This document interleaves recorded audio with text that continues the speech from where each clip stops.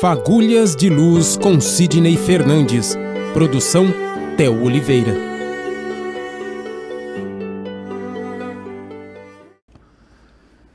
Nós repetimos durante o tempo todo, durante a nossa conversa, Reginaldo, que não importa o tipo de morte que venhamos a ter. Importa, sim, o tipo de vida que eu estou tendo, como eu estou me comportando, se eu estou levando a minha religião a sério, se eu não estou me intoxicando com remédios, medicamentos, com excesso de comida, bebida, ou mesmo das coisas que vêm de dentro para fora, se eu tomo cuidado para evitar a maledicência, a desonestidade, o ódio, o ressentimento, como num terceiro ponto ainda, eu seleciono os meus pensamentos, as minhas atitudes, para não atrair espíritos, porque no momento que eu penso, que eu ajo, eu acabo por emitir uma espécie de aroma que é captado à distância por bons ou maus espíritos. E isso sim é que interessa, como eu estou vivendo. Agora, Reginaldo, André Luiz nos fala em vários pontos da sua obra A Vida no Mundo Espiritual que nós deveríamos encarar a doença de longo curso como sendo uma verdadeira bênção em nossas vidas. Falamos muito da dor, evolução que acomete as plantas, os animais. Daí a gente entende por que um animal, mesmo sem consciência nenhuma, às vezes pode ter uma dor, um câncer ou uma limitação qualquer, ou até venha a nascer com alguma deficiência. É a chamada dor evolução, porque somente através da dor, não é somente através da dor, mas a dor é um instrumento adequado, utilizado pela espiritualidade para nós não pararmos, não ficarmos na inércia e aproveitarmos a oportunidade de vida que Deus nos dá para evoluirmos. E temos também, conforme André Luiz nos ensina, a dor provação.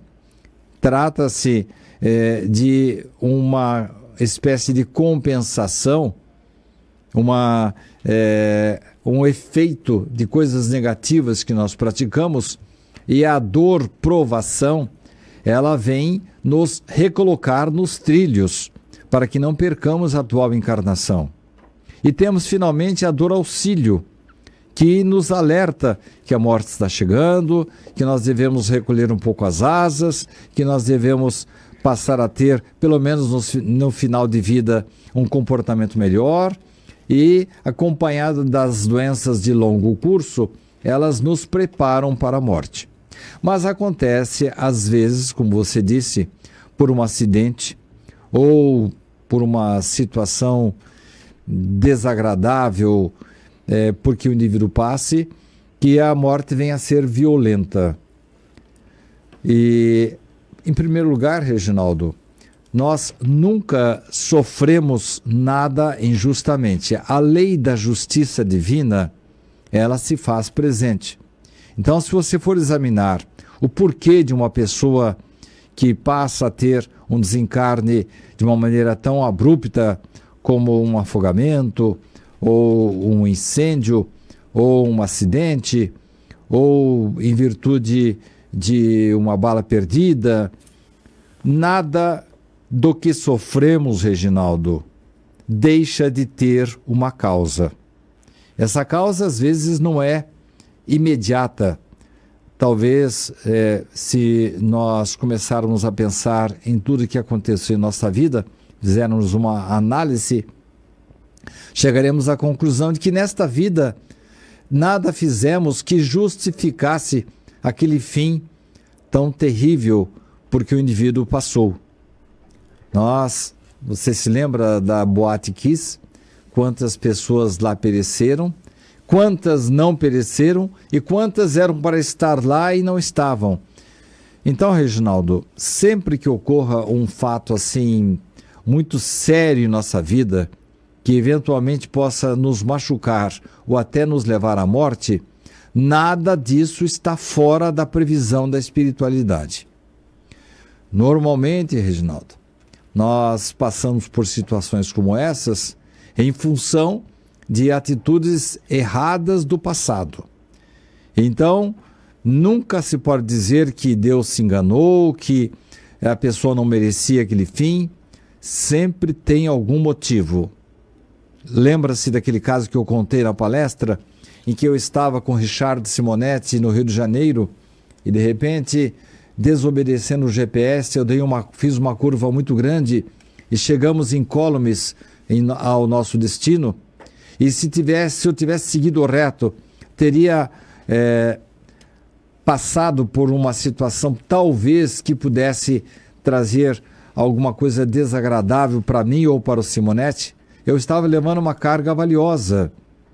Um orador, escritor que estava desenvolvendo um trabalho positivo e eu era ali naquele momento o seu cavaleiro de armas.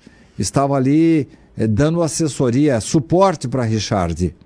Então a espiritualidade desviou o nosso caminho para que não ficássemos expostos àquela situação.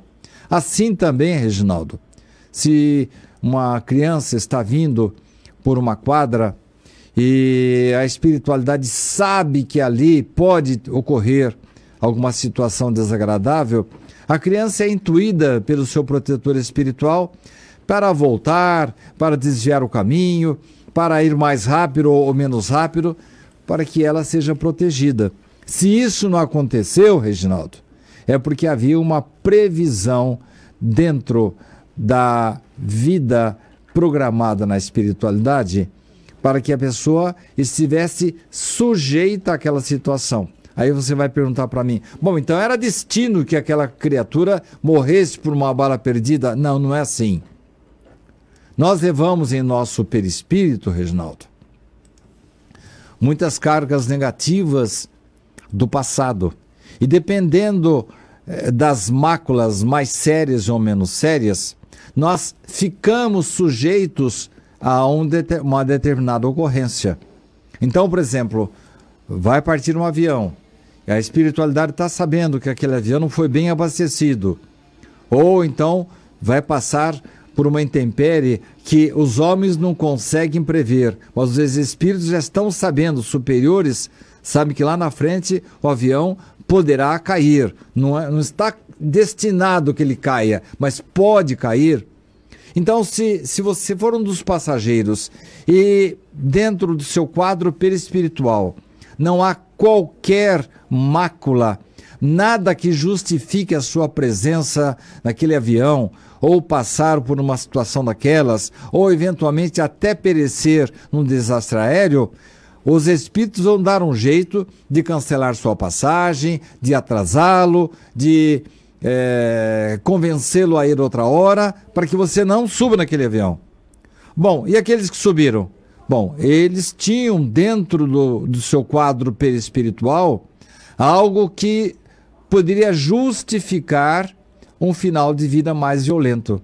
Estava previsto que eles iam morrer naquele dia, daquela forma? Não estava previsto. Mas eles estavam sujeitos a esse tipo de intempérie. Não sei se eu me fiz entender, Reginaldo. É como se uma pessoa não toma uma vacina. Então, um grupo de pessoas que não tomam a vacina, elas ficam mais sujeitas a uma epidemia do que outras. Exatamente. Mas todas que não tomaram a vacina vão pegar a doença? Não, porque há outros elementos a serem considerados.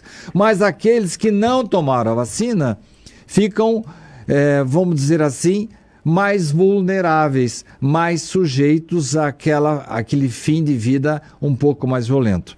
Mas tentando resumir a resposta à sua pergunta, por mais violento que seja o fim da vida de uma pessoa, dependendo do que ela fez durante a vida, dos seus méritos, como ela empregou os seus dias, o seu esforço, as suas atitudes, Reginaldo, esta pessoa, mesmo que passe por um fim violento, ela ainda no momento certo, ela vai sofrer menos, ou a espiritualidade vai anestesiá-la naquele instante para que ela não sinta tanta dor.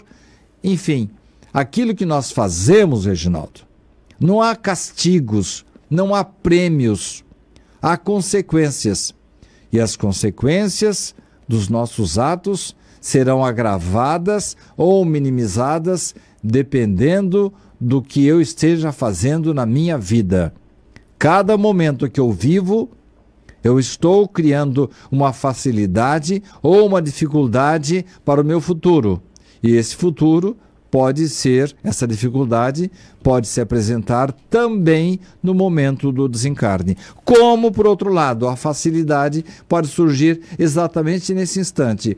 Eu vou morrer, mas de uma forma mais suave, sem sofrimento, ou serei desligado imediatamente dos meus restos mortais, para que eu não não esteja sujeito a todas as consequências de uma morte violenta, enquanto que outras que não se precaveram, não levaram a vida a sério, não tiveram uma vida religiosa, passam realmente por todas as agruras relacionadas com uma morte dessa modalidade, Reginaldo.